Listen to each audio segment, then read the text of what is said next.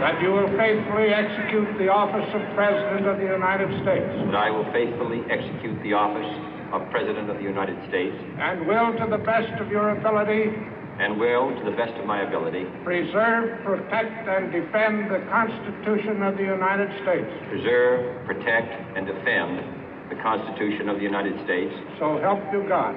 So help me God.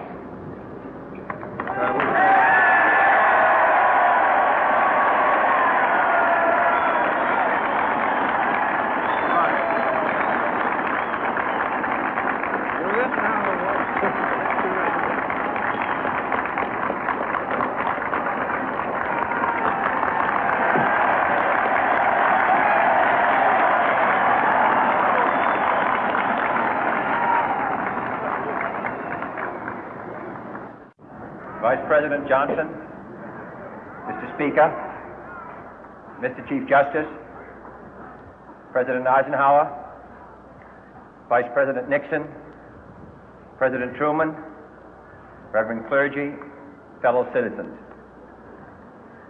We observe today not a victory of party, but a celebration of freedom, symbolizing an end as well as a beginning, signifying renewal as well as change. For I have sworn before you and Almighty God the same solemn oath our forebears prescribed nearly a century and 3/4 ago.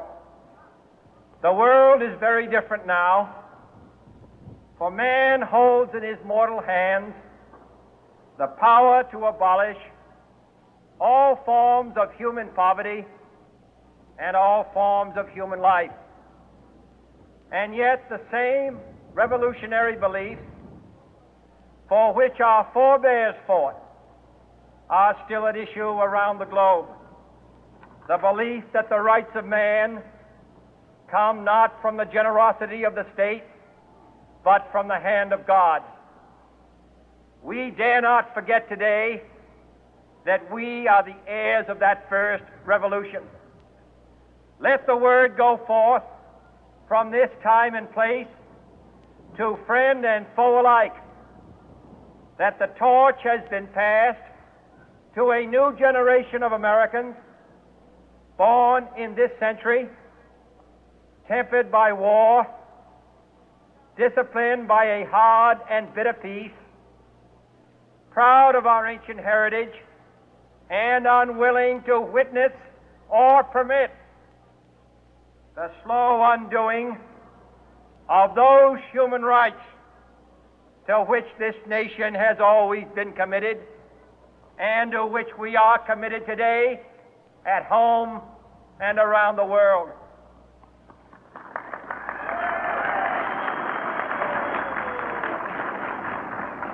Let every nation know, whether it wishes us well or ill, that we shall pay any price, bear any burden, meet any hardship, support any friend, oppose any foe to assure the survival and the success of liberty.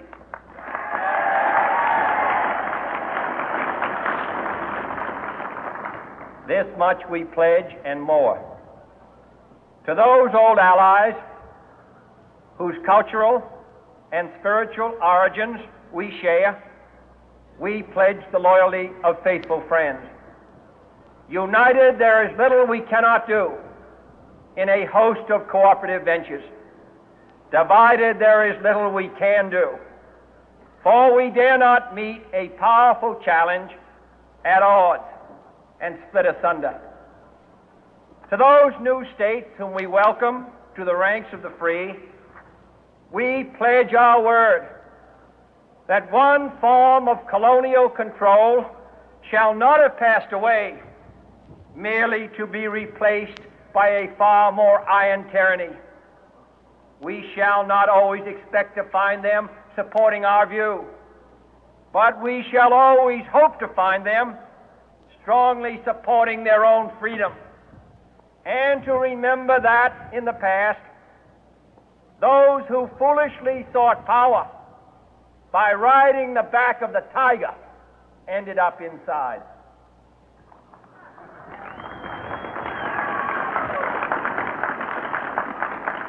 To those people in the huts and villages of half the globe struggling to break the bonds of mass misery, we pledge our best efforts to help them help themselves for whatever period is required, not because the communists may be doing it, not because we seek their votes, but because it is right. If a free society cannot help the many who are poor, it cannot save the few who are rich.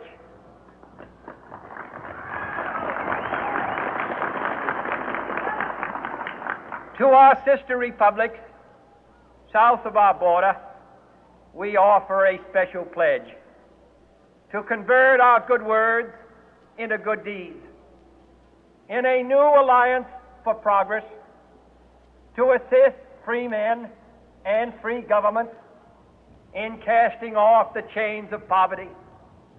But this peaceful revolution of hope cannot become the prey of hostile powers. Let all our neighbors know that we shall join with them to oppose aggression or subversion anywhere in the Americas. And let every other power know that this hemisphere intends to remain the master of its own house.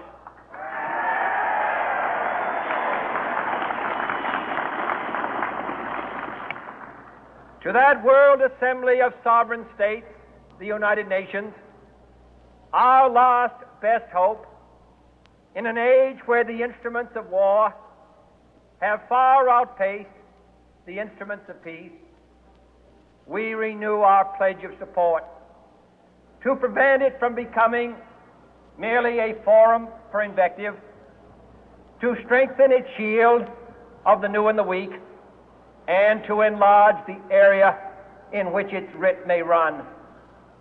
Finally, to those nations who would make themselves our adversary, we offer not a pledge, but a request that both sides begin anew the quest for peace.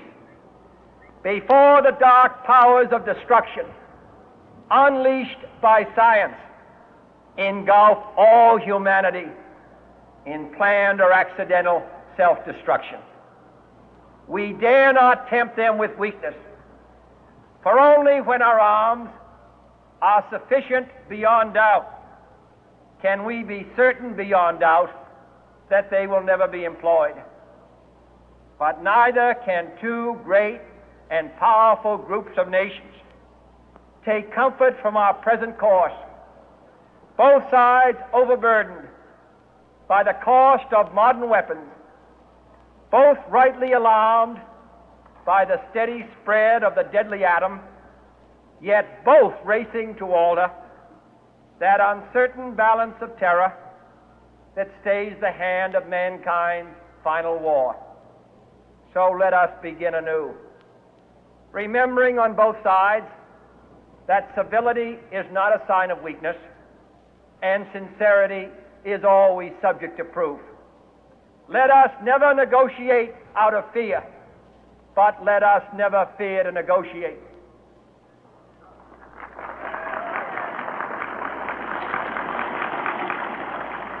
Let both sides explore what problems unite us, instead of belaboring those problems which divide us.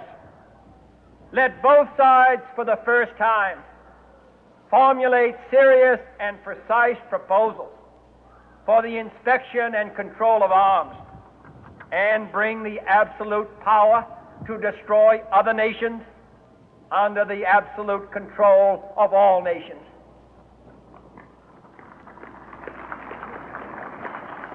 Let both sides seek to invoke the wonders of science instead of its terrors. Together, let us explore the stars, conquer the deserts, eradicate disease, tap the ocean depths, and encourage the arts and commerce. let both sides unite to heed in all corners of the earth the command of Isaiah to undo the heavy burden and let the oppressed go free. And if a beachhead of cooperation may push back the jungle of suspicion, let both sides join in creating a new endeavor, not a new balance of power, but a new world of law, where the strong are just and the weak secure and the peace preserved. All this will not be finished in the first 100 days, nor will it be finished in the first 1,000 days, nor in the life of this administration, nor even perhaps in our lifetime on this planet. But let us begin.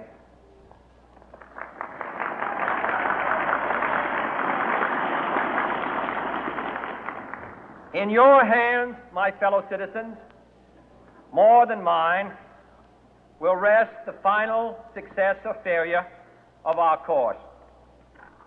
Since this country was founded, each generation of Americans has been summoned to give testimony to its national loyalty. The graves of young Americans who answered the call to service surround the globe.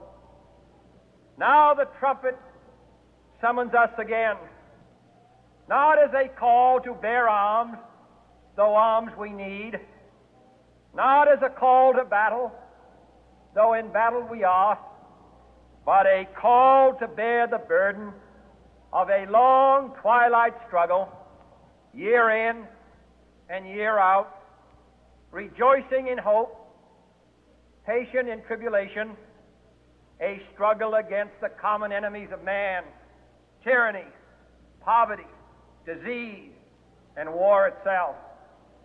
Can we forge against these enemies a grand and global alliance, north and south, east and west, that can assure a more fruitful life for all mankind? Will you join in that historic effort?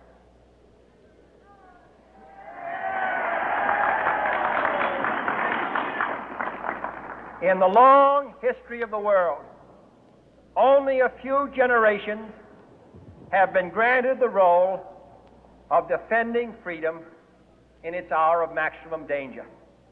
I do not shrink from this responsibility. I welcome it.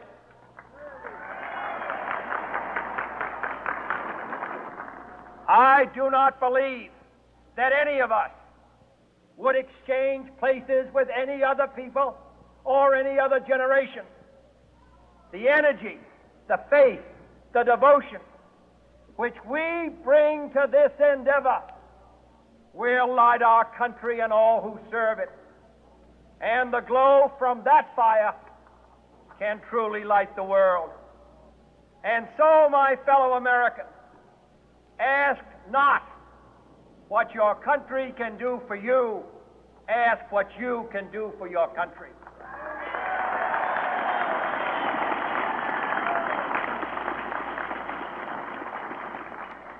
My fellow citizens of the world, ask not what America will do for you, but what together we can do for the freedom of man.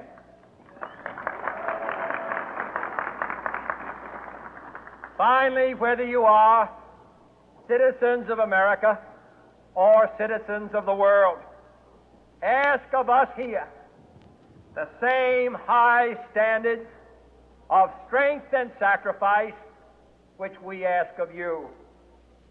With a good conscience, our only sure reward, with history the final judge of our deeds, let us go forth to lead the land we love, asking His blessing and His help, but knowing that here on earth God's work must truly be our own.